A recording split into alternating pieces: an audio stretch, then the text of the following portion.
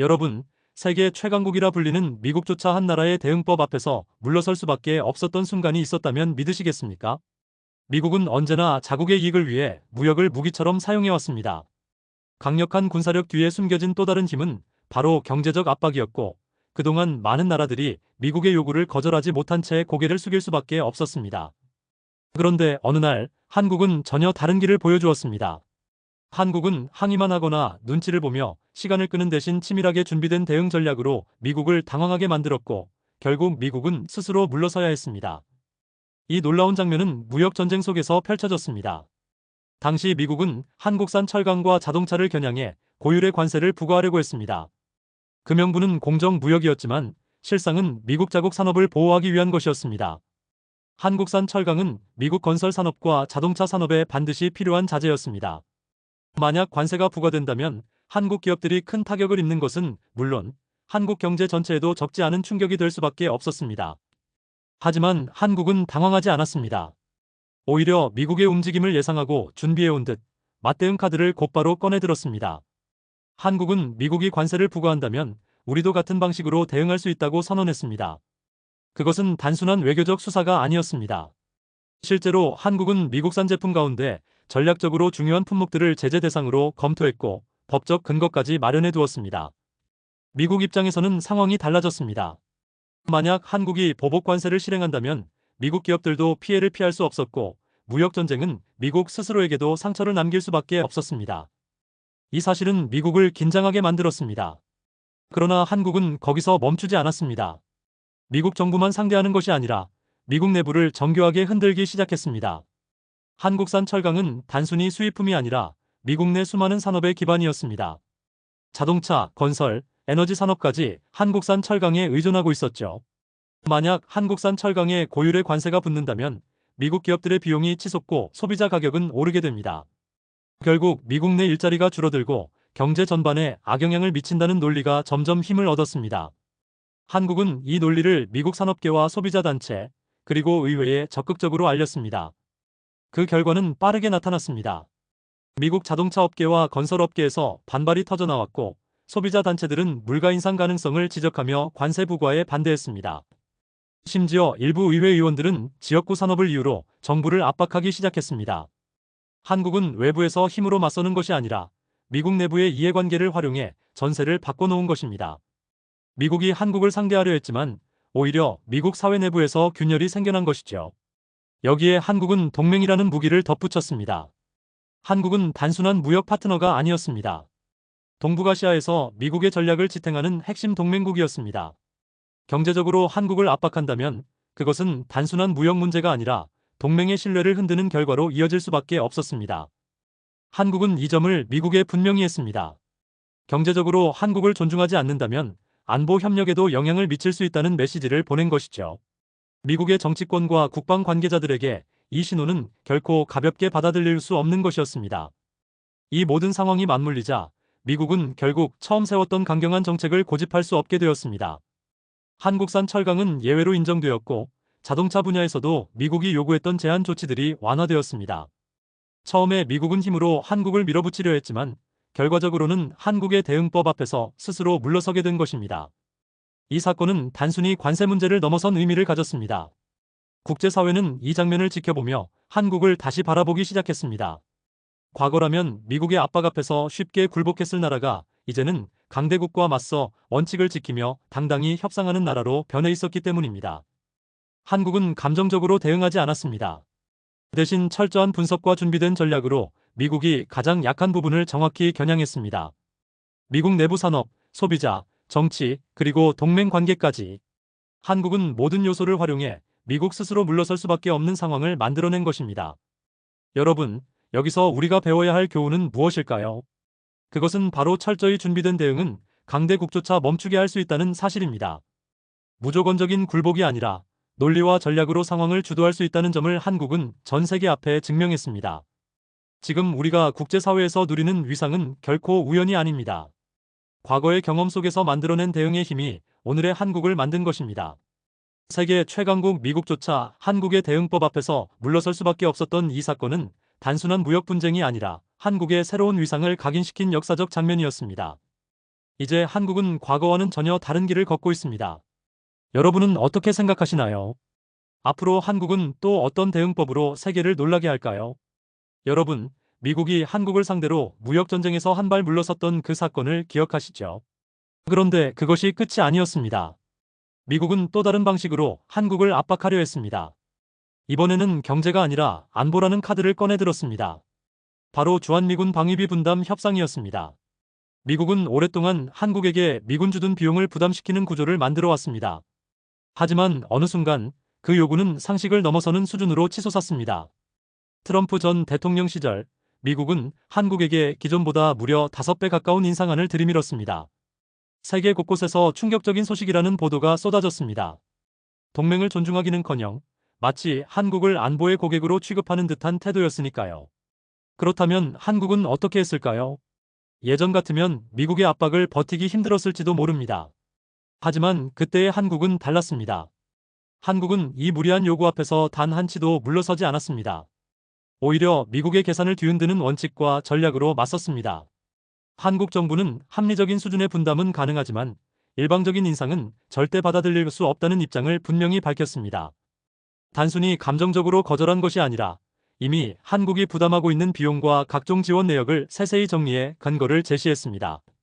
세계적으로도 손꼽히는 수준의 분담금을 내고 있었고 기지와 시설, 전력 지원 등 눈에 보이지 않는 많은 비용을 한국이 떠안고 있었던 것이죠. 무엇보다 중요한 것은 한국 사회의 분위기였습니다. 당시 국민들은 과도한 방위비 인상 요구를 동맹에 대한 모욕으로 받아들였습니다. 언론과 시민사회에서 강력한 반대 여론이 형성되었고 정치권도 여기에 발맞춰 미국의 요구를 거절해야 한다는 목소리를 냈습니다. 정부는 이 여론을 등에 업고 협상에 나섰습니다. 미국이 압박을 계속하면 한국 정부가 국민들에게 설명할 수 없다는 현실, 그리고 그 정치적 후폭풍을 미국도 의식하지 않을 수 없었습니다. 여기에 한국은 더욱 근본적인 대응을 보여주었습니다. 바로 스스로의 힘을 키우는 것이었습니다. 한국은 국방비를 대폭 늘리고 첨단 전력 확보에 투자했습니다. 한국형 전투기 개발, 미사일 방어 체계 강화, 해양과 공중에서의 전략 자산 확충까지. 한국은 더 이상 주한미군에만 의존하는 나라가 아니라 스스로를 지킬 능력을 갖춘 나라로 변모하고 있음을 행동으로 보여주었습니다. 이는 미국에게 큰 압박이 되었습니다. 왜냐하면 만약 한국이 독자적 방위력을 강화하고 미국의 요구를 거부한다면 동북아시아에서 미국의 전략적 입지는 크게 흔들릴 수밖에 없었기 때문입니다. 미국은 처음에는 강경했습니다. 트럼프 대통령은 한국을 공개적으로 압박하며 협상을 유리하게 끌고 가려 했습니다. 그러나 시간이 지나면서 미국 내부에서도 다른 목소리가 나오기 시작했습니다. 동맹을 돈으로만 보는 시각이 과연 장기적으로 미국의 국익에 도움이 되겠느냐는 비판이었습니다. 한국이 굴복하지 않고 버티자 오히려 미국이 곤란한 상황에 처하기 시작한 것이죠. 한국을 과도하게 압박하면 동맹의 신뢰가 무너지고 이는 결국 미국의 안보 전략에도 타격을 줄 수 있다는 현실이 점점 분명해졌습니다. 결국 미국은 태도를 바꾸지 않을 수 없었습니다. 5배 인상이라는 비현실적인 요구는 철회되었고 최종 합의는 양측이 납득할 수 있는 수준에서 타협이 이루어졌습니다. 미국이 원하는 만큼은 아니었지만 한국도 지킬 것은 지키면서 동맹 관계를 유지할 수 있는 결과였던 것입니다. 여기서 중요한 점은 한국이 결코 미국의 요구를 그대로 받아들이지 않았다는 사실입니다. 원칙을 지키며 국민 여론을 반영했고 스스로 방위력을 강화하면서 협상 테이블에서 당당히 맞선 결과였습니다. 이 사건은 세계적으로도 큰 파장을 일으켰습니다. 과거 같으면 미국이 방위비를 요구하면 대부분의 나라들은 울며 겨자 먹기로 받아들일 수밖에 없었습니다. 하지만 한국은 달랐습니다. 우리는 더 이상 약소국이 아니다라는 메시지를 미국에게 그리고 세계에 던진 것이죠. 국제사회는 한국이 이제 단순한 수동적 동맹국이 아니라 당당히 원칙을 지키는 협상 주체라는 사실을 확인했습니다. 여러분, 여기서 우리가 얻을 수 있는 교훈은 분명합니다. 어떤 강대국이라도 원칙과 자주적 역량 앞에서는 쉽게 상대를 꺾을 수 없습니다. 한국은 감정적으로 싸우지 않았습니다. 대신 철저히 준비된 논리와 국민의 단합, 그리고 독자적 방위력 강화라는 실질적 힘으로 미국을 협상 테이블에서 움직이게 만들었습니다.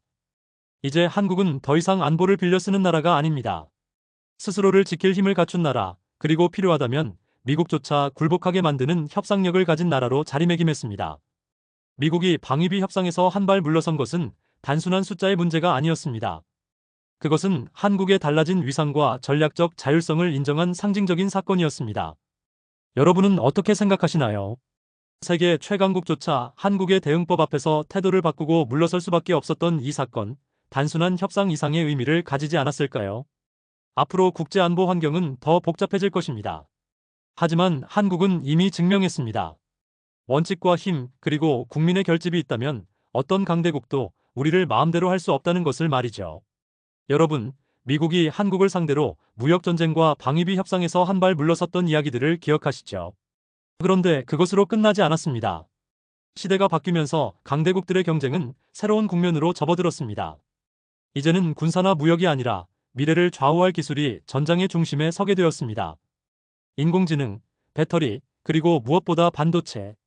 이 기술 패권 전쟁의 한복판에 한국이 있었고, 이번에도 미국은 한국을 움직이려 했습니다. 그러나 결과는 어땠을까요? 세계 최강국 미국조차 한국의 전략과 현실 앞에서 결국 굴복하지 않을 수 없었습니다. 반도체는 21세기의 쌀이라 불립니다. 스마트폰, 자동차, 군사장비, 인공지능 서버까지 반도체 없는 현대 산업은 존재할 수 없습니다. 그런데 바로 이 핵심 분야에서 한국은 세계 시장을 주도하는 위치에 있었습니다. 삼성전자와 SK하이닉스는 메모리 반도체 분야에서 압도적인 영향력을 행사했고, 시스템 반도체와 차세대 기술 분야에서도 빠르게 추격하며 세계의 중심으로 부상하고 있었습니다. 미국은 이런 한국의 기술력이 절실했습니다. 동시에 중국을 견제하는 전략 속에서 한국의 역할은 더욱 중요해졌습니다. 미국은 중국을 압박하기 위해 한국 기업들에게 요구를 쏟아냈습니다. 첨단 반도체 장비와 기술을 중국에 수출하지 말라는 압박, 그리고 중국 내 투자 축소를 요구했습니다. 미국 입장에서는 동맹국인 한국이 자신들의 전략에 동참하기를 바란 것이죠. 하지만 여기에는 커다란 문제가 있었습니다. 중국은 한국 반도체 기업들의 최대 고객 중 하나였다는 사실입니다. 수출을 막거나 투자를 줄이면 단순히 중국만 타격을 입는 것이 아니라 한국 기업 자체가 치명적인 손해를 보게 됩니다. 미국의 요구를 그대로 따르기에는 한국이 감당해야 할 대가가 너무 컸습니다. 이때 한국이 보여준 대응은 매우 절묘했습니다. 한국은 미국의 요구를 무작정 거절하지 않았습니다. 그렇다고 해서 그대로 받아들이지도 않았습니다. 한국은 철저하게 현실을 계산하며 미국을 설득했습니다. 글로벌 공급망의 안정성, 그것이 한국이 내세운 가장 강력한 논리였습니다. 한국 반도체가 흔들리면 전 세계 IT 산업과 경제 전체가 충격을 받을 수밖에 없다는 사실을 미국에 각인시킨 것입니다. 단순히 한국 기업의 손해 문제가 아니라 전 세계 수많은 기업과 소비자, 그리고 미국 기업들마저 피해자가 될 수 있다는 논리였죠. 동시에 한국은 미국과의 협력도 적극적으로 강화했습니다. 삼성전자는 미국 텍사스에 대규모 반도체 공장 투자를 발표했고, SK하이닉스 역시 미국과 연구개발 협력에 나섰습니다. 한국은 우리는 동맹국으로서 기여를 하고 있다는 메시지를 분명히 전했습니다. 즉, 미국이 원하는 중국 견제에는 협력하되 한국 기업들이 완전히 무너지는 선택은 하지 않겠다는 절묘한 균형 전략을 펼친 것입니다. 이 과정에서 미국은 점점 현실을 인정하게 되었습니다. 한국 반도체 없이는 미국의 중국 견제 전략이 성공할 수 없다는 사실, 그리고 한국 기업이 세계 공급망에서 차지하는 비중이 얼마나 절대적인지 뼈저리게 깨닫게 된 것이죠. 미국이 압박을 지속하면 결국 스스로도 피해를 입을 수밖에 없다는 점을 인식한 것입니다. 결국 미국은 한국을 단순한 동맹국이 아니라 협력자로 대우할 수밖에 없었습니다. 이 사건은 한국의 새로운 위상을 전 세계에 각인시켰습니다. 과거에 한국이 단순히 기술을 따라가는 나라였다면 이제는 글로벌 기술 전쟁의 판도를 좌우하는 핵심 플레이어가 된 것입니다. 더 이상 미국이 일방적으로 명령을 내리고 한국이 따르는 시대는 지나갔습니다. 오히려 미국조차 한국의 눈치를 보아야 하는 상황이 된 것이죠. 여러분, 여기서 중요한 교훈은 무엇일까요? 그것은 기술이 곧 힘이라는 사실입니다. 군사력과 경제력이 중요했던 시대를 지나 이제는 기술력이 국가의 운명을 좌우하는 시대가 되었습니다. 한국은 수십 년 동안 땀 흘려 쌓아온 기술력으로 이제 세계의 중심에 서게 되었습니다. 그리고 그 기술력은 단순히 경제적 이익을 넘어 강대국조차 굴복하게 만드는 힘으로 작용했습니다. 세계는 지금도 기술 패권을 두고 치열한 싸움을 벌이고 있습니다. 미국과 중국의 갈등은 앞으로도 계속될 것입니다. 그러나 한국은 이미 그 싸움에서 단순한 주변국이 아니라 반드시 필요한 중심국으로 자리 잡았습니다. 미국이 한국에 굴복할 수밖에 없었던 것은 바로 이 기술력 덕분이었습니다. 여러분은 어떻게 생각하시나요? 앞으로 다가올 기술 전쟁에서 한국은 또 어떤 전략으로 세계를 놀라게 할까요? 한 가지 확실한 것은 있습니다. 한국의 기술력은 이제 단순한 산업 경쟁력을 넘어 국제 정치와 외교의 무대에서 가장 강력한 무기가 되었다는 사실입니다. 여러분, 미국이 한국을 상대로 무역 전쟁에서 한 발 물러서고 방위비 협상에서도 결국 타협을 선택하며 기술 패권 경쟁에서도 한국의 전략에 굴복한 이야기를 전해드렸습니다. 그런데 진짜 클라이맥스는 지금부터입니다. 왜냐하면 이번에는 단순히 경제나 안보, 기술을 넘어 국제 무대 전체가 흔들린 사건이기 때문입니다. 바로 외교 무대에서 한국이 보여준 균형 전략, 그리고 그 앞에서 미국조차 물러설 수밖에 없었던 순간입니다. 한반도는 오랫동안 세계 강대국들의 이해관계가 충돌하는 무대였습니다. 미국과 중국, 일본과 러시아까지 네 나라가 얽힌 이 복잡한 공간에서 한국은 언제나 압박을 받는 위치에 있었습니다. 그러나 시대가 바뀌면서 한국은 새로운 선택을 했습니다. 단순히 어느 한쪽에 의존하지 않고 동맹을 유지하면서도 자국의 이익과 자율성을 지켜내는 균형 외교 전략이 그것이었습니다. 미국은 한국이 늘 자신들의 편에 설 것이라고 생각했습니다. 하지만 한국은 그 기대를 깨뜨렸습니다. 한국은 스스로를 약한 나라로 두지 않았습니다. 대표적인 사건이 바로 사드 배치 문제였습니다. 미국은 중국을 견제하기 위해 한국의 사드 미사일 방어 체계를 배치하려 했습니다. 표면적으로는 북한의 위협에 대응하기 위한 조치였지만 실상은 중국을 견제하는 데 목적이 있었습니다. 미국은 동맹이라는 이유로 한국이 당연히 받아들일 것이라 생각했죠. 하지만 중국은 즉각 반발했습니다. 사드가 배치된다면 자국 안보가 위협받는다며 한국을 상대로 경제 보복을 시작했습니다. 한국은 순식간에 양쪽의 압박을 동시에 받는 처지에 놓였습니다. 그런데 여기서 놀라운 장면이 펼쳐졌습니다. 한국은 미국의 요구를 그대로 따르지도 중국의 압박에 굴복하지도 않았습니다. 오히려 원칙을 세우고 우리의 안보는 우리가 결정한다는 메시지를 분명히 했습니다. 사드를 배치하면서도 동시에 중국과의 관계 회복을 위한 외교적 노력을 병행했습니다. 경제 보복으로 어려움을 겪으면서도 한국은 장기적으로 균형을 유지하는 길을 선택했습니다. 이 과정에서 미국은 처음에는 강하게 압박했지만 시간이 지날수록 한국의 입장을 인정할 수밖에 없었습니다. 미국은 동맹국을 무시하고 일방적으로 끌고 가려 한다면 그 동맹 자체가 흔들린다는 사실을 깨달았습니다. 한국이 만약 미국의 뜻에만 따라갔다면 중국과의 갈등이 걷잡을 수 없이 커졌을 것입니다. 반대로 중국의 압박에 굴복했다면 미국과의 동맹은 치명적인 타격을 입었겠죠. 하지만 한국은 그 어느 쪽에도 치우치지 않고 자신만의 균형을 만들어냈습니다. 이 균형 전략은 다른 외교 현장에서도 빛을 발했습니다. 북한 문제를 둘러싼 협상에서 한국은 중재자의 역할을 맡아 미국과 북한을 이어주는 다리 역할을 했습니다. 당시 전 세계는 깜짝 놀랐습니다. 미국 대통령과 북한 지도자가 역사적인 회담을 하게 된 배경에는 한국의 중재가 있었기 때문입니다. 한국이 없었다면 미국의 전략은 단순한 압박과 제재에 머물렀을 것입니다. 하지만 한국은 대화를 이끌어내고 긴장을 완화시키는 데 결정적인 역할을 했습니다. 이쯤 되자 미국도 인정할 수밖에 없었습니다. 한국을 단순한 작은 동맹국으로 보는 시각은 더 이상 통하지 않았습니다. 한국은 동북아시아에서 미국 전략의 핵심 파트너였고 더 나아가 국제 질서를 좌우하는 중견국으로 자리매김했습니다. 미국이 원하는 대로 움직이지 않는 한국, 그러나 동시에 반드시 필요한 한국. 이 모순된 상황이야말로 미국이 굴복할 수밖에 없었던 진짜 이유였습니다. 여러분, 여기서 주목할 점은 한국이 보여준 태도입니다. 감정적으로 흔들리지 않았다는 것입니다. 중국의 경제 보복으로 어려움이 있었지만 한국은 결국 회복했고 미국의 압박에도 원칙을 굽히지 않았습니다. 한국은 당당하게 말했습니다. 우리는 과거의 한국이 아니다. 우리의 안보와 외교는 우리의 선택으로 결정한다. 이 강력한 메시지가 전 세계를 울렸습니다. 이제 한국은 더 이상 어느 한쪽의 그늘에 머무르는 나라가 아닙니다. 국제 무대에서 스스로 균형을 만들고 때로는 강대국들의 갈등을 조정하는 주체로 서 있습니다. 무역 전쟁에서, 방위비 협상에서, 기술 패권 전쟁에서 이미 증명한 힘은 외교 무대에서 더욱 빛을 발했습니다. 그리고 이 순간은 시리즈 전체를 관통하는 클라이맥스였습니다. 미국이 스스로 깨달은 것입니다.